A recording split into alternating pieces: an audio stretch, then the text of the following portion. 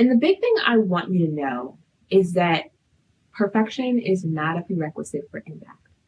And so this is important because you're going to want to try and figure out the perfect name, the perfect title, the perfect first episode. And can I tell you, that is going to lead you to procrastination. Perfectionism leads to procrastination.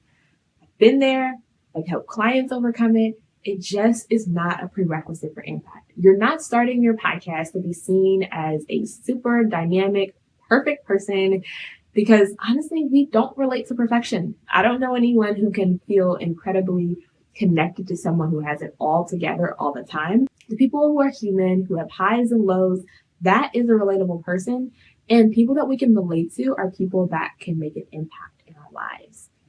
So why is this important? This is important because one of the major keys, oh my goodness, the major keys in being able to have really relatable content is storytelling. And so I want to talk a little bit today around storytelling. So I want you to, of course, take the time to set up your podcast platform. But in the meantime, in between time, one of the things that they're going to ask you is, who are you? You're going to have some kind of about section. And I feel like this is where sometimes we tend to overthink what we're going to put on that paper. So let's kind of talk through that. So I want you to think about, one, who is it that you want to serve? So let's start there, because oftentimes we struggle with telling our story because we are trying to fit our whole life into like 2 to 3 paragraphs, and that's just not possible. And so we want to make sure that we have some sense of direction in terms of how we are crafting our content, how we're choosing which parts of our story to highlight, and which parts maybe to leave in the low light. So I'm not telling you to dismiss parts of your journey. Of course, it's all important. It's all made you who you are. But some things are more relevant than others. So let's talk about it. Who is it that you want to serve? Go ahead and take a moment and reflect on that. And of course, you can always leave it in the comments. I'd love to learn more about what you are starting in terms of your podcast, your goals around that. So definitely be active down there. But I would love for you to go ahead and say, who is it that you want to serve? All right. So what impact do you want to have in the lives of those that you want to serve? Think about that. Because that's, again, going to help you to be able to narrow in on which parts of your story you're going to highlight in your about section. And then I want you to think about, what action do I want them to take as a result of tuning into my podcast, as a result of receiving the information made available, as a result of taking in all the insights that I'm going to be sharing? What action do I want them to take? So answering those questions will help you be able to narrow in on which parts of your story to put in the highlight. All right, so I think it's really important that a story has 4 key components. This is how we are able to not just connect, but also plant seeds of hope. Okay, so first, the struggle. And let me be clear, struggle does not have to be something that is super deep, dark, or even traumatic.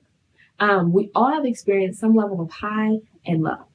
And what I mean by struggle is really like, what problem have you experienced that maybe your audience can relate to?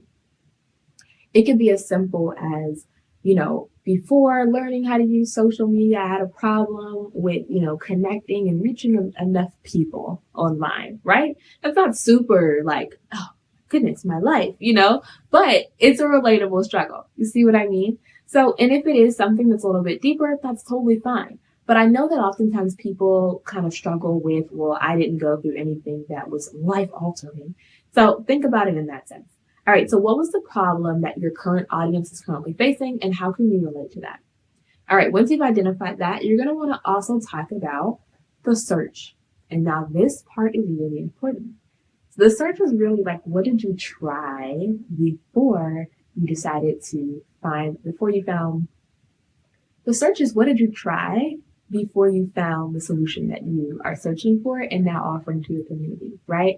So let's go back to the marketing example. Maybe you tried tapping into your network and you reached out to family and friends constantly, and then you kind of reached a point where you're like, man, I feel like I'm running out of people to pull on in order to promote my business. Cool. So that's what you tried, right? Maybe you tried handing out flyers and you just didn't get much traction there. That's your search journey, right? Okay, so once you've identified your search, maybe one or two things that you tried before you found the solution that you're now offering and that your current audience is searching from and can benefit from, then I want you to talk about the shift. Okay, the shift is what changed. Now, this doesn't always have to be money. I think when we own businesses, we think that everyone wants to get rich, and so that is what is most valuable for everyone in the world. But I want you to think about it in multiple stages, right? Or multiple perspectives. So you could have experienced a shift in your mindset. You could have now discovered a new belief system that empowered you and liberated you to now get on social media. Because maybe you realized that what was really holding you back from trying social media was insecurity. You were super consumed with how people would perceive you. And so you stayed away from trying to promote yourself to strangers. That's mindset. Momentum. Maybe you found the time and the energy because something changed in your life. And then the other thing is money. Money, yes, is a great motivational factor, but it doesn't always have to be the factor, right? And it could also be motivation. So let's keep with this M theme, right? So it could be mindset, it could be momentum, it could be money, it could be motivation. What shifted in your life that now made you maybe postured to be able to receive the solution or position you to be able to take full advantage of the solution? Think about that. All right. And then, of course, I kind of gave it away. The last point in your story is the solution. What did you find that finally worked? What clicked? So this is a story that you want to tell, but again, we are telling it from the lens of our current audience. And so here's what's powerful about this framework is that you are able to connect with where they are now and give them hope for where they can be. This is important. We never want to be so far ahead that people feel like we can't relate, we can't understand, but we also are not positioning ourselves as saying like, I'm right where you are. You're also saying like, hey, I may be 2-3 steps ahead and here's what I've tried that worked. Or maybe you are 5-6 steps ahead. That's fine too. Framing your story that way allows you to be able to relate and relieve the pressure of them thinking, man, I'm stuck here. And then you're also able to now give them relevant insight that there is more available to them. So you're setting yourself up to say, I have something that you've been searching for. All right, so that is what I have for you all today. Today we've talked about the power of storytelling and how you are going to leverage that in positioning your podcast as something of value to your current community. And this storytelling tactic is honestly what you can utilize when it comes to introducing your guests, introducing yourself on your podcast. This storytelling framework is incredibly flexible for whatever your goal is. So I'm excited about you being able to tune in. And again, I want to remind you that if you want all 7 steps, to go ahead and click the link that's down below and download your 7-step guide to starting your podcast.